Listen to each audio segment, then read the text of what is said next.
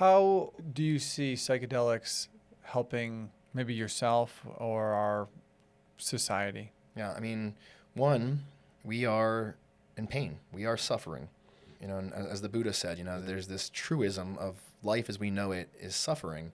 And, there's various ethical frameworks that have been tried through time in our civilization of what do we want to use as a basis to create moral theory? Should it be a mythology? Should it be an idea of a god or gods, laws given to us by them, as some have said? Should it be, virtue, as Aristotle said? Should it be like finding the happy ground, the virtuous path forward? There's other ideas of, finding the most happiness for civilization, for society as a whole. But there's also this idea of decreasing suffering as much as possible. And our civilization, we are hurting right now. We are suffering. We see it across the planet and the tragedies happening right now still around our globe because of struggles for power. And, we have these struggles to amass wealth, to amass power over other human beings. It's been tied into our DNA. It's tied into our ancestry. We have these tribalistic drives. Sometimes competition can be very healthy. Sometimes those tribal feelings, it makes us feel connected to each other. But sometimes the competition gets out of hand. And we're not very good at gauging when that happens.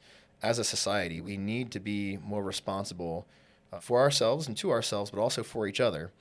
And so one of the best ways to get there, in my own personal viewpoint, is to have that greater depth of connection. This podcast is brought to you by B Micro, a company I'm deeply passionate about because I founded it in 2018. It's USDA organic freeze-dried microgreens for everyday nutrition and detox. Sprinkle them on any meal or take them as a capsule to enjoy the many healthy benefits. Shop now at bmicro.farm. Use code STEVE15 to save. And for some people, we can use psychedelics to help approach this connection for each other together in a sitting or for other organisms on our planet. One thing that happens in meditation itself, there are different forms of meditation. A lot of them can kind of be viewed as kind of like this monitoring process where you're monitoring kind of what's happening, what are you feeling, what's happening in your body. And then there's this kind of this other side of it, just kind of an open process where you're just present and you're being present in the moment. And both of them do a lot of very powerful things for us. Both of them happen as well through the use of psychedelics, especially in well-structured ceremony and meditations together. But in these processes, one thing that can happen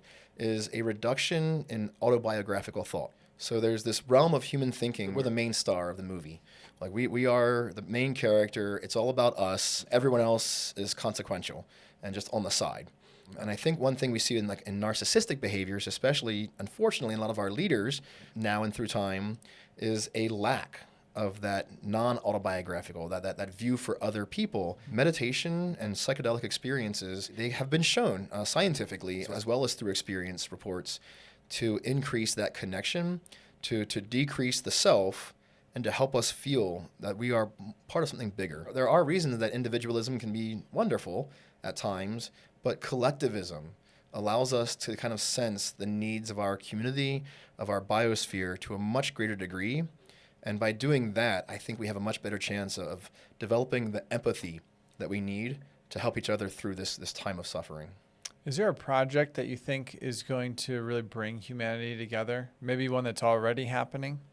There are various things. As I coined the term the Panzoic effect during my TEDx Boulder talk in 2024, the idea for me was that I've met so many people who think about alien life, and some people, it's led them to some negative places, some places of doubt, or even anger at some of us who don't agree with them. I don't deny anyone their experience, but I also don't necessarily have to agree with it myself as a reality. And sometimes that does bother people, but I've had so many beautiful human experiences connecting with people with a shared, just so many different viewpoints of what aliens could be, if it's the hopeful kind of experience of meeting aliens, if there's a fear of meeting aliens, and just all these realms of thought of thinking about aliens. In many cases, I've noticed what I think are experiences of wonder and awe happening in people when they think about planets and solar systems and alien beings and spaceships and all this stuff. And so, as I've argued, there's a lot of developing science right now in awe and what awe can do for us. And one thing that's been shown through the research is that experiences of awe, having this sense of like a depth, a vastness when you come to these larger mysteries of the universe. Those experiences of all have been shown to promote pro-social behaviors, more empathetic behaviors, caring behaviors, wanting to help each other, to be bigger and better for ourselves and for each other. And so as I've argued, I think for me the project is having a larger open conversation about aliens and what our place in the universe is. That has led me to a lot of really incredible experiences in my own sense of awe and wonder at the universe, and I think it helps a lot of people as well. There are certainly other approaches as well, though, too. So one reason I love meditation so much is that it also helps us kind of experience those moments of wonder and connection, of selflessness and openness and awe. And I think we need more of that for everyone in the entire civilization, for all of humanity. Empathy really should be what this next century holds for us if we really want to get over some of those very negative competitive behaviors. How can someone maybe not familiar with the practice of empathy start?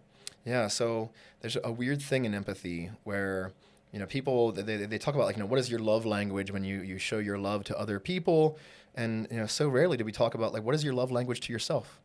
Like how do you love yourself? How do you care about yourself? When's the last time you allowed yourself to openly interrogate your feelings and your thoughts? It's really beautiful when you meet other human beings where you feel so connected to them that you allow yourself to open up. And for a lot of people, they don't get that experience very often. They don't know how to access that experience and be there. It's why therapy can be so powerful, meditation can be so powerful, psychedelic experiences can be so very powerful, because it helps people to find the connection they need to open up with themselves first, because you can't empathize with somebody else. You can't feel for somebody else unless you allow yourself off the hook a little bit too. You have to be willing to find some love and care for yourself and stop judging yourself so harshly before you can realize that you've been doing the same thing to other people. And one thing I think helps with aliens, when we envision aliens as being not from our biosphere, that's truly the biggest case of us versus them, or us and them in the universe, is that, our entire biosphere, we're all connected, we're all together, but maybe we also have connections to aliens. How would they treat us? Will they have empathy for us? How will we treat them? Will we have empathy for them? I think having that bigger picture of it can help us kind of then to start zooming down into the individual and the local community and things like that. But we need to start by allowing each other to have those moments of just let it go, just be there with yourself. The bad memories are there. We all have some bad memories, some far, far worse than others. And it's never our place to judge someone else's trauma, what they experienced and how they've processed it. But man, we could do so much more for each other if we just had a more connected space where people felt comfortable in their own way accessing it and processing it. What does self-care look like for you? Yeah, oh man, self-care for me it's fitness. I love working out. I always have. I've been training the martial arts for almost 40 years now, which is bizarre to think about. Years have been passing by. I love weightlifting. I love Pilates. I love yoga. These ways of feeling connection of the body and the mind and all the things that we are. I also love my meditation practice. I was in a very dark space for a moment in my life during graduate school, a lot of imposter syndrome and self-doubt. And I realized that two of the biggest things for me were meditation and my physical fitness. They helped me a lot. Now I'm a father, and so, having that connection in my family, it kind of empowers me to want to be a better person, to do better for the world. Self-care also includes knowing limits, finding in yourself ways to set boundaries, not just boundaries so that other people can respect your space and the time and the work you can do and the things you can do, but also knowing how to set some places for yourself where it's I didn't get that one thing done, but I can put it off. It's okay, because I need to now rest and recover, and then I come back to it stronger. I think in our modern society in particular, with as Cal Newport calls it, the hyperactive hive mind happening, where we feel the need to respond to emails immediately and Slack messages and Discord messages and social media DMs and all these things. We're being messaged constantly all day, but those messages are rarely connecting. They're not engaging. It's just work. It's this idea of productivity just spinning us out of control.